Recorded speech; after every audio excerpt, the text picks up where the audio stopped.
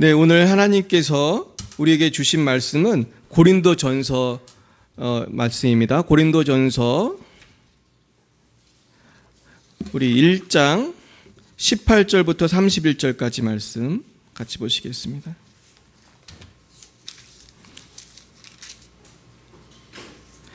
고린도전서 1장 18절에서 31절 말씀입니다.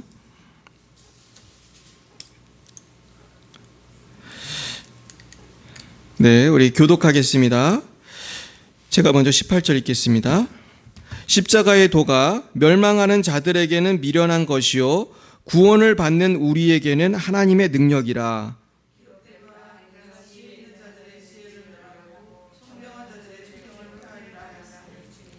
지혜 있는 자가 어디 있느냐? 선비가 어디 있느냐? 이 세대의 변론가가 어디 있느냐?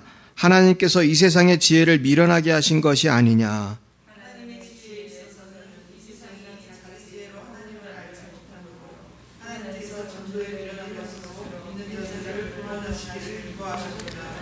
유대인은 표적을 구하고 헬라인은 지혜를 찾으나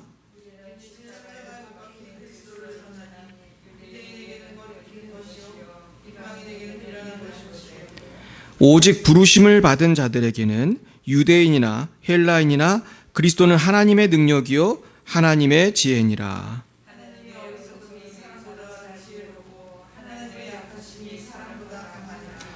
형제들아 너희를 부르심을 보라. 육체를 따라 지혜로운 자가 많지 아니하며 능한 자가 많지 아니하며 문벌 좋은 자가 많지 아니하도다.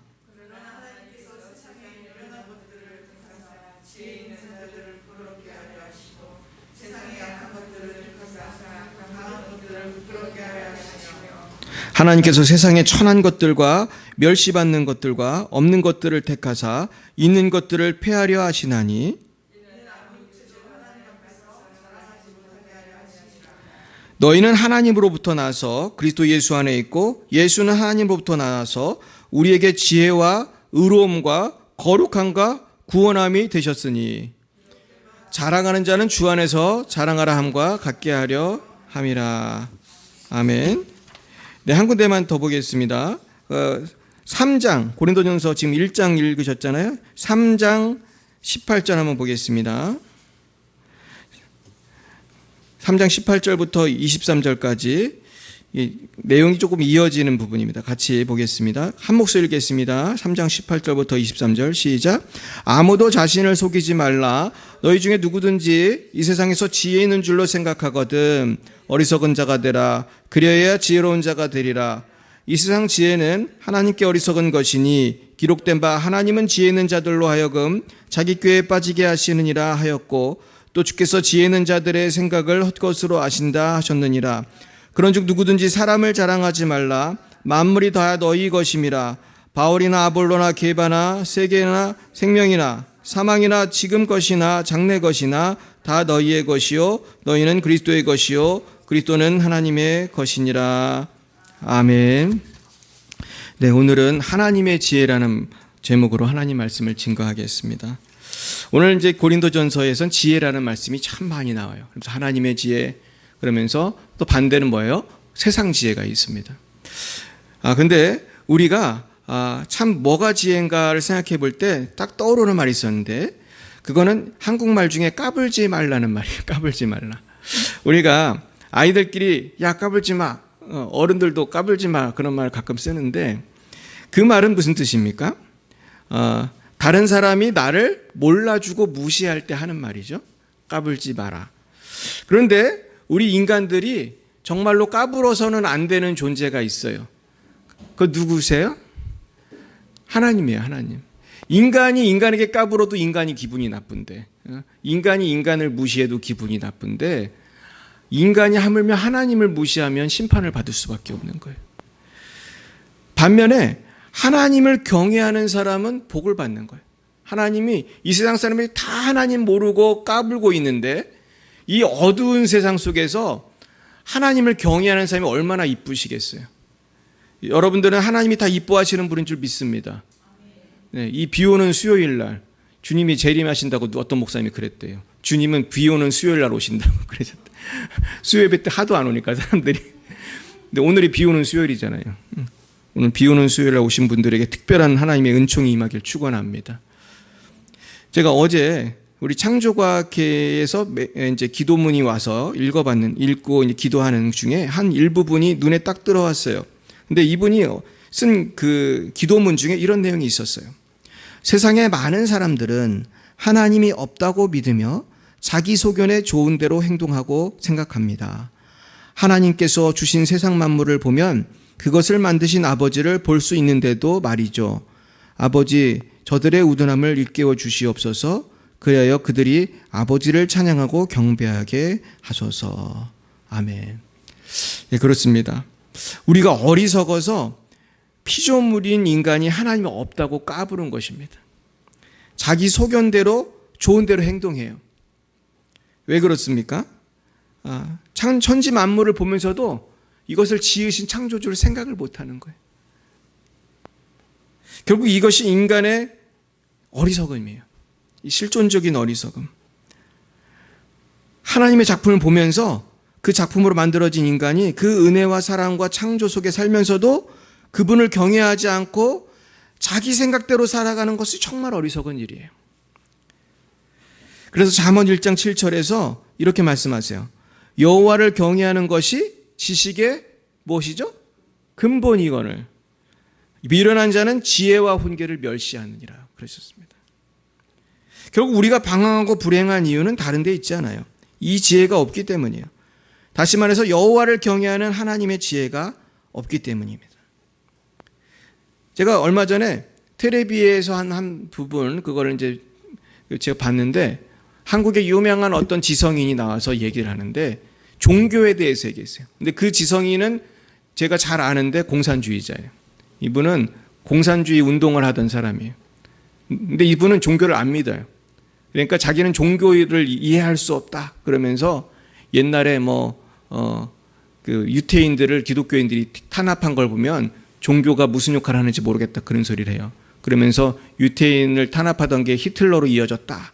그래서 마치 기독교인들이 히틀러인 그 나치인 것처럼 그런 식으로 얘기를 하더라고요. 근데 사실 히틀러가 얼마나 기독교인을 많이 죽였는데 그런 사람들 보면 아주 화가 나요.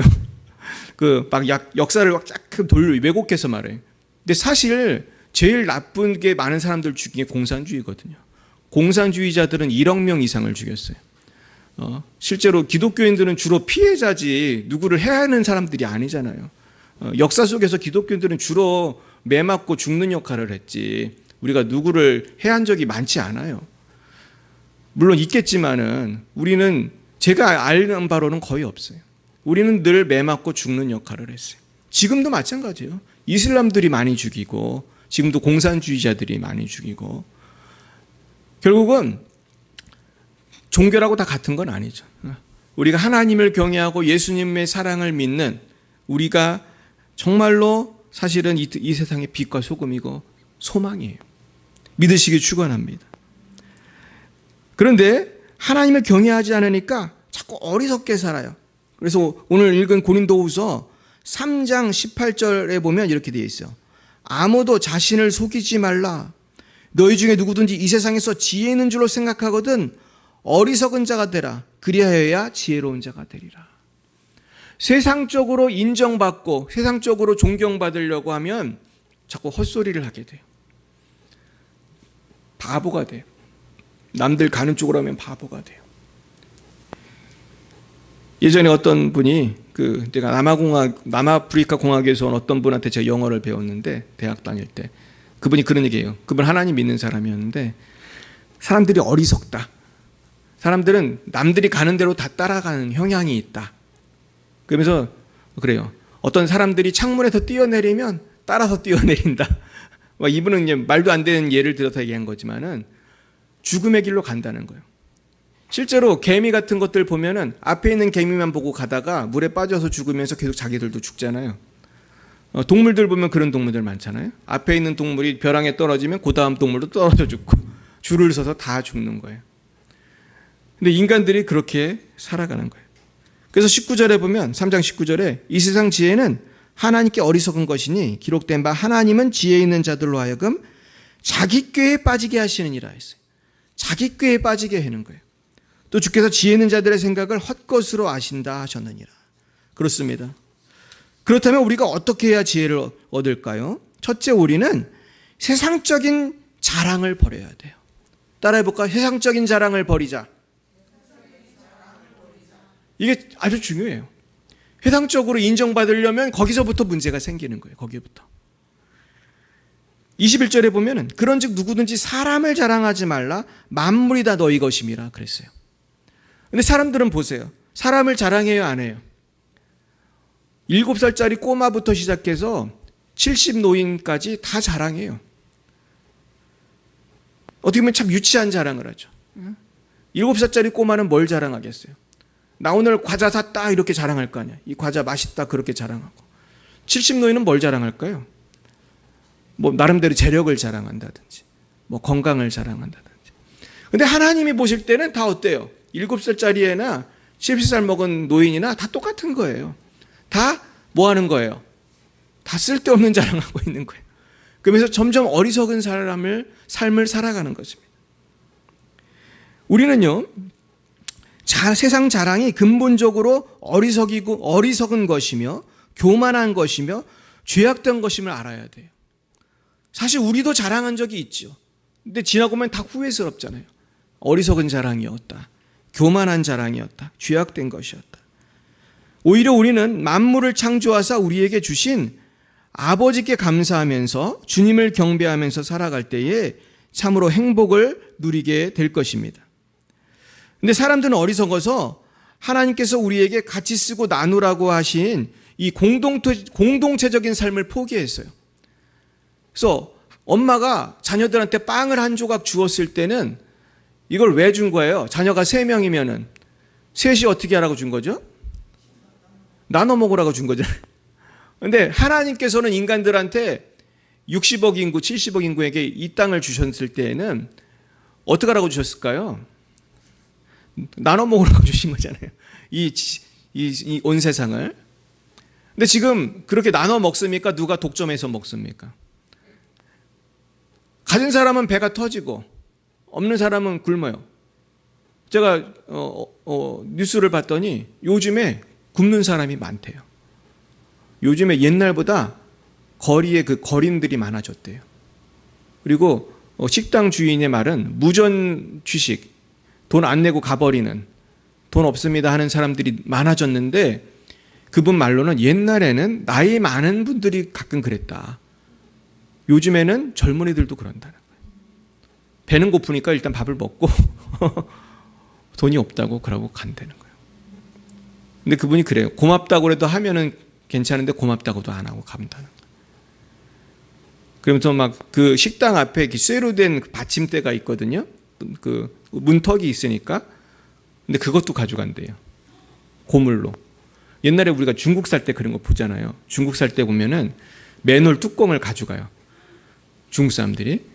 그거 팔을 먹으려고. 그래서 이 사람들 가난하니까 별걸 다 가져가네. 그 얼마나 위험합니까? 맨홀 뚜껑 도로에서 가져가면 거의 빠지면은 큰일 나잖아요. 근데 이제 한국에도 비슷한 일이 생기고 있어요. 그만큼 지금 한국 경제가 굉장히 위태위태한 거예요. 근데 사실 한국은 지금 양반이고요. 지금 이미 외국에는 난리가 났어요. 우리 레바논도 난리 났죠. 그리고 지금 중남미도 난리 났죠. 지금 데모를 엄청 많이 합니다. 너무 못 살겠으니까. 근데 왜 이러냐? 안 나눠 먹어서 그런 거예요. 우리가 나눠 먹지 않고. 공동체적인 선을 생각하지 않는 거예요. 우리가 지난주에 말씀을 드렸던 썬다싱은요, 평생 가난하게 사셨대요.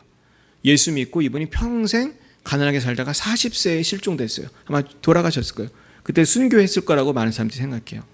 왜냐하면 돌아가기 전에도 몸이 되게 안 좋았는데 그 높은 히말라야 산맥을 갔으니까, 정상인도 가기 힘든 히말라야 산맥을 갔으니까 아마 거기서 죽었을 거라고 생각하는데, 근데 그분은 그렇게 죽었지만은 썬다싱을 통해서 예수 믿은 사람이 그렇게 많대요. 결국 그분의 삶은 뭡니까? 비록 가난하게 살았지만 그분의 선교사적인 삶을 통해서 많은 사람들이 주님께 돌아오고 아마 지금 주님과 함께 한 천국에서 행복하게 살고 계실 거예요. 결국 우리가 생각해야 될 것은 참된 부유함이 무엇인가? 여러분 무엇입니까?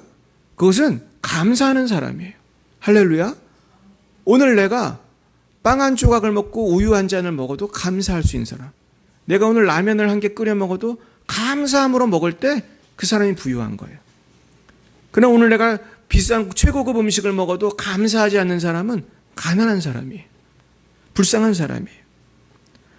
누가 가장 강한 사람입니까? 그것은 세상이 아니라 하나님을 믿고 의지하는 사람이 제일 강해요. 왜냐하면 하나님 믿고 의지하면 누가 도와주시니까요? 하나님이 도와주시니까. 여러분 하나님을 믿고 의지하시기 바랍니다. 그때 가장 강한 사람이 돼요. 그리고 내가 하나님 믿고 내 고집, 내 혈기, 나의 죄악된 생각을 극복할 때 나는 아주 강한 사람, 지혜로운 사람이 되는 것입니다.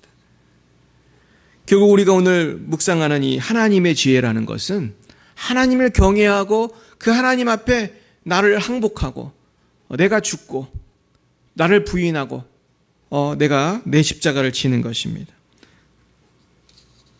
오늘 그 22절 보시면 바울이나 아볼로나 게바나 세계나 생명이나 사망이나 지금 것이나 장래 것이나 다 너희의 것이요. 23절 너희는 그리스도의 것이요 그리스도는 하나님의 것이니라 그랬습니다.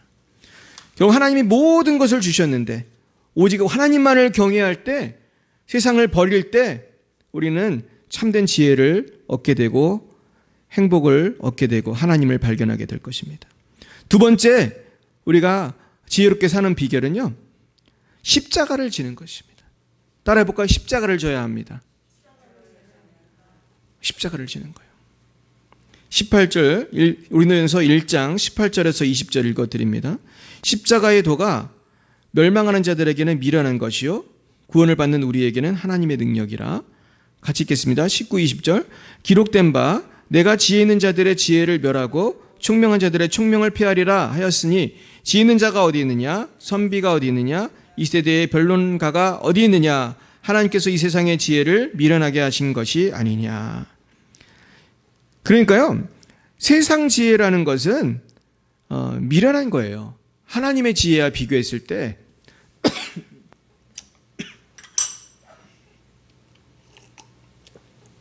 그 형편없이 미련한 것입니다. 지난주에도 우리가 김종찬 목사님 간증 들었잖아요. 세상에서 대한민국에서 제일 인기 가는 가수가 나중에 감옥에 가서 하나님 만나고 나니까 너무나 행복해진 거예요. 참 얼마나 놀라운지 알 수 없어요. 그분이 간증하는 걸 들었는데요. 그분이 그러더라고요. 이제 예수 믿고 나중에 목사가 됐는데 제일 처음 시작한 교회가 천막교회였대요. 그 비닐하우스 같은 데서 천막교회를 하는데 그분이 어떤 분이 하던 천막교회를 물려받은 거예요. 근데 그 천막교회에 화장실도 없대요. 그래가지고 간이 화장실이 하나 있고 거기에서 이제 사람들이 볼일을 보면 이게 쌓이잖아요. 그러면 이제 겨울철에는 이걸 푸기가 어려우니까 이걸 깨야지 되는 거예요. 깨면은 그 배설물이 얼음이 얼굴에 튄대요. 근데 그분이 그러더라고요. 근데 얼굴에 튀면은 신기하게도 이게 하루 종일 냄새가 안 사라진대. 근데도 그러니까 아나운서가 얼마나 힘드셨냐고 그 얘기를 했더니 오히려 그분이 그러더라고요. 자기가 그렇게 3년을 살았는데 평생 제일 행복했대. 자기가 거기서 그렇게 열악한 환경에서 천막교회를 할 때가 제일 행복했대. 놀랍지 않습니까? 한국 최고의 가수로 살 때보다 천막 치고 그렇게 똥 푸는 삶이 제일 행복했다는 거예요. 그 이유는 무엇이에요? 하나님을 만나니까, 하나님을 위해서 십자가 지니까, 주님을 위해서 그 어려운 천막교회 생활을 할 때 제일 행복했다는 거예요. 여러분 행복하십니까? 행복하기 원하시면 십자가를 지시기 축원합니다. 주님에서 뭔가 해보세요. 작은 것이라도. 오늘 비 오는 날 교회에 오시는 것도 그 중에 하나죠, 사실은. 그러면 마음에 어때요? 하나님이 주시는 기쁨이 있어요. 평화가 있어요. 우리 권사님 그래서 버스 2번 타고 오시는 거예요. 우리 권사님 박수 한번 하겠습니다. 할렐루야. 오늘 이 말씀대로 사시는 분이 있잖아요. 말씀대로. 근데 이 많은 사람들은 십자가를 버려요? 세상 거를 버려요? 십자가를 버려요. 세상 거를 버려야 되는데 세상을 버리지 않고 십자가를 버려요. 그러나 우리가 십자가를 버리면은 생명도 버리는 거예요. 생명도 버리는 거예요. 행복도 버리는 거예요. 그래서 사도 바울은 세상을 버리고 참으로 행복한 그런 사도가 되었습니다. 제가 오늘 말씀을 이렇게 준비하다가 생각나는 분이 있었어요.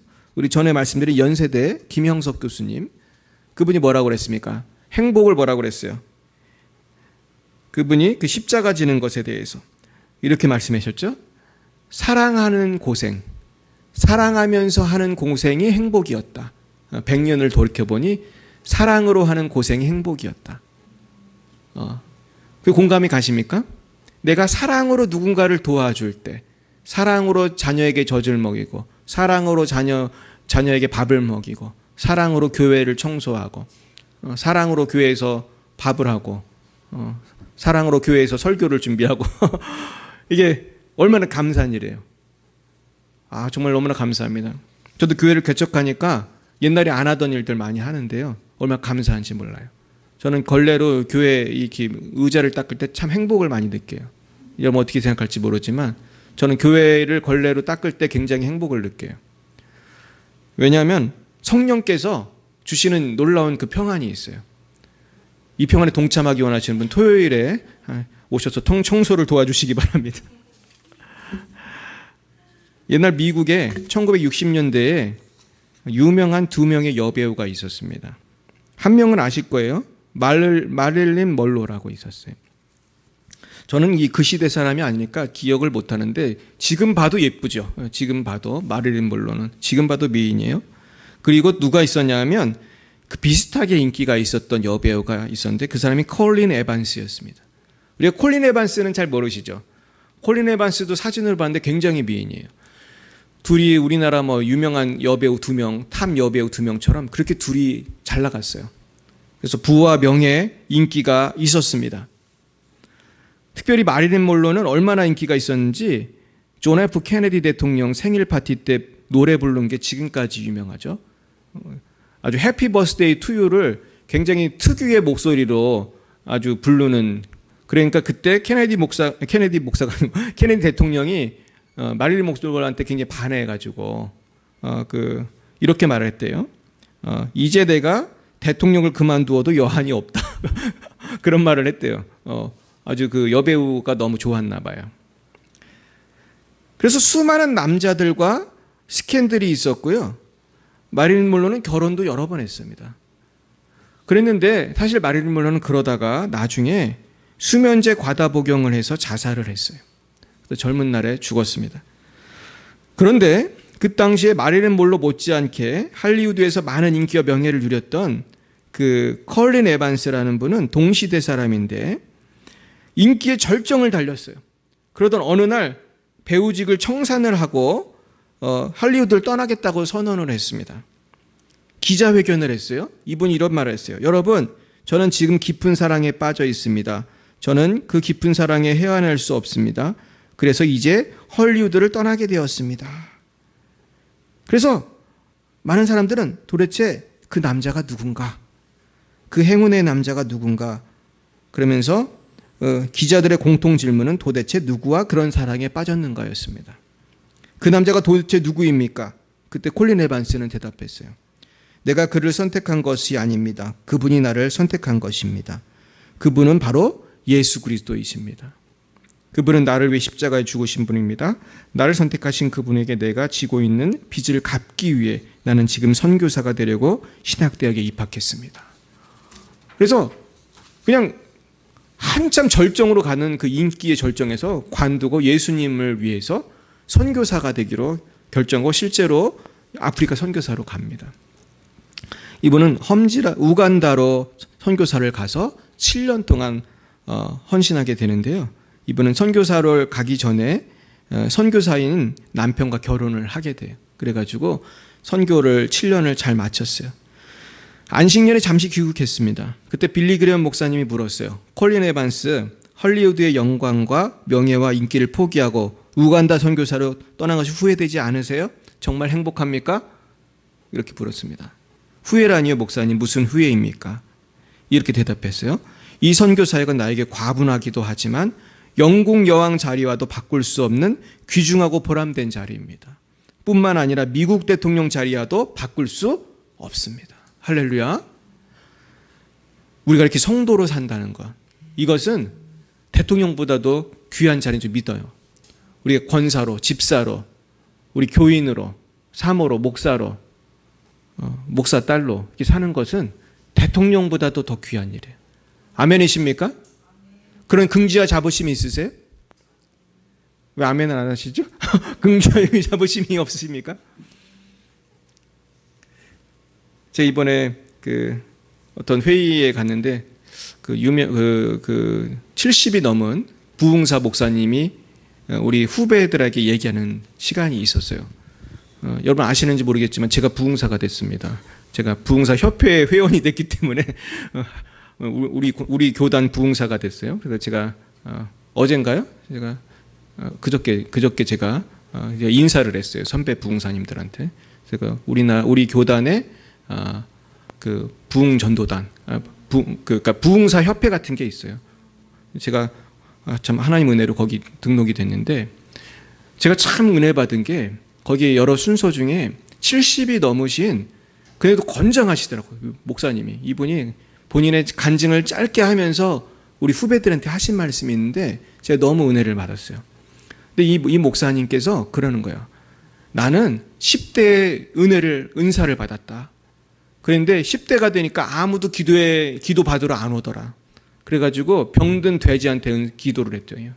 그랬더니 돼지가 일어나고, 쥐한테 기도했더니 쥐가 죽고, 뭐 이런 동물을 살리는 일을부터 시작을 했대요. 그러면서 평생을 이제 이분이 부흥사로서 살았는데, 그분이 그래요. 긍지와 자부심을 가지라고 그러는 거예요. 우리 총회 부흥전도단에 온 거에 대한 긍지와 자부심 가져라. 이렇게 기죽어 지내는 게 결코 그게 주님의 뜻이 아니라는 거예요. 그러니까 우리가 성도로 사는 것이 겸손이라고 해서 기죽어 지내는 건 하나님의 뜻이 아니에요. 우리는 성도로서 긍지와 자부심이 있어야 돼.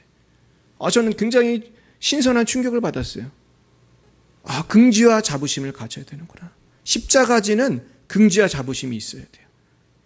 우리 따라해 볼까요? 십자가지는 긍지와 자부심을 가집시다. 할렐루야. 네, 긍지와 자부심이 있어야 돼. 세상에서 돈 많이 버는 사람도 자부심이 있잖아요. 나 돈 많다 그러고 다니잖아요. 그 사람부터 우리가 100배, 1000배, 10,000배 비교할 수 없이 우리가 위대한 삶을 사는 거거든요. 하나님을 위해서 내가 작은 봉사라도 하고 교회에서 걸레질이라도 하면 그것이 하나님 더 기뻐하는 일이죠. 내가 돈을 얼마나 많이 벌어가지고 자랑하는 것보다 훨씬 낫습니다.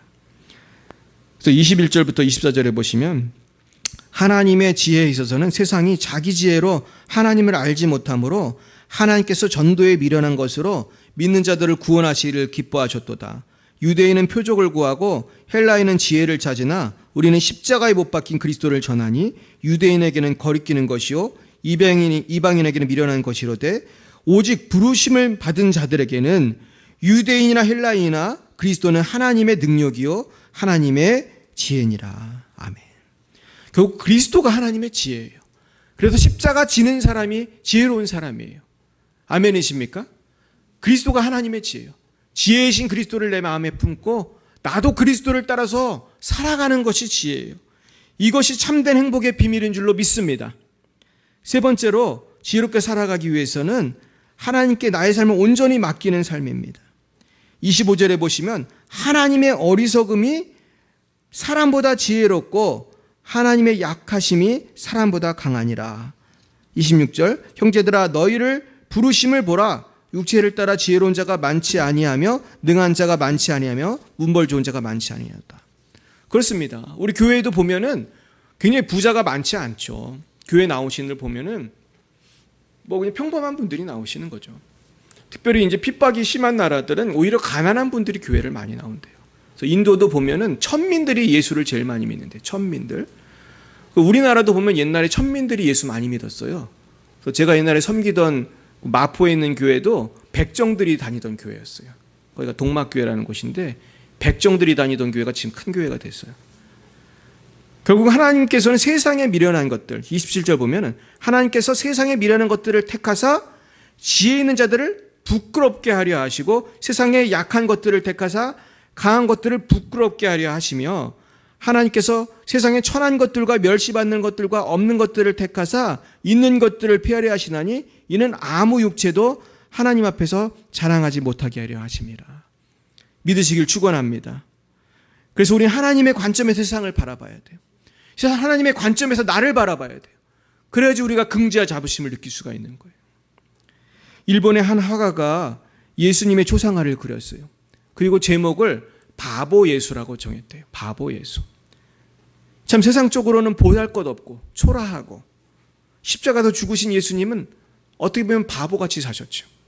부귀영화를 노릴 기회를 다 포기하시고 십자가 지셨어요. 하지만은 십자가를 지셨을 때 수많은 인류를 구원하고 하나님께서 높여주셔서 가장 높은 이름이 되지 않았습니까? 우리도 주님을 위해서 십자가를 질 때 하나님께서 가장 큰 영광을 주시고 영생을 주시고 평강과 기쁨과 만족을 주실 줄로 믿습니다. 이 은혜가 충만하신 저를 믿으시기를 예수님의 이름으로 축원드립니다. 기도하겠습니다.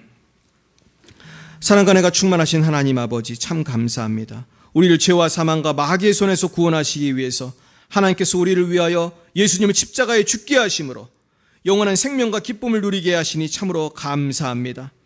아버지, 그러나 우리가 이 기쁨과 감사를 잃어버리고 살 때도 많이 있었습니다. 아버지, 기가 죽어 지내고 두려워하고 걱정하고 염려하고 남과 비교해서 비참함을 느끼고 살았던 것을 회개합니다. 주여 용서하여 주시고 이제는 저 천국을 바라보며 하나님의 영광을 바라보며 긍지와 자부심을 가지고 나도 나에게 주신 십자가를 지고 이웃을 섬기고 교회를 섬기게 해 주시옵소서. 하나님의 나라를 위해 살게 해 주옵소서. 하나님 아버지, 그렇게 살아가는 우리 모든 성도님들, 우리의 자손들 다 되게 하여 주옵소서. 지금은 살아계신 주 예수 그리스도의 구속의 은혜와 하나님 아버지의 놀라우신 사랑하심과 성령의 교통하심이 오늘도 내게 주신 십자가를 지고 오직 하나님의 영광만을 위하여 하나님의 지혜로 살기로 결단하는 사랑하는 죄자녀들 머리 위에와 저들의 가정과 자녀와 일터 위에 또한 열방예배 사랑교회와 열방 위에 이제와 영원몽토록 함께 하시기를 간절히 축원하옵나이다. 아멘.